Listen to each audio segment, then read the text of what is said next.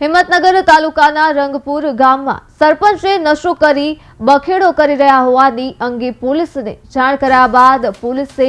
મોડી સાંજે સરપંચને પીધેલી હાલતમાં ઝડપી પાડી સીધી લીટીમાં ચલાવી ચકાસણી કરતા જ લથડિયા આવી રહ્યા હોવાથી પોલીસે ગુનો દાખલ કરી કાર્યવાહી હાથ ધરનાર પંથકમાં ખળભળાટ મચી ગયો હતો। 29 તારીખે સાંજે રંગપુર ગામના અમૃતભાઈ જીવાભાઈ ચેનવાઈ કંટ્રોલ રૂમમાં ફોન કરી સરપંચ લલિતભાઈ હરખાભાઈ પરમાર ઉંમર વર્ષ 42 નશો કરી પરેશાન કરી રહ્યા હોવા અંગે જાણ કરતા જ રૂરલ પોલીસ સ્ટેશનના પોલીસ કર્મચારીઓ પીસીઆર વાન લઈને પહોંચ્યા હતા અને અરજદાર તથા લલિતભાઈ ઓળખાભાઈ પરમારને પકડીને લઈને ઇલોલ આઉટપોસ્ટ ખાતે આવ્યા હતા તથા લલિતભાઈની સાથે વાતચીત કરતા તેમણે કોટડાથી જીવે પોતાનું નામ જણાવ્યું હતું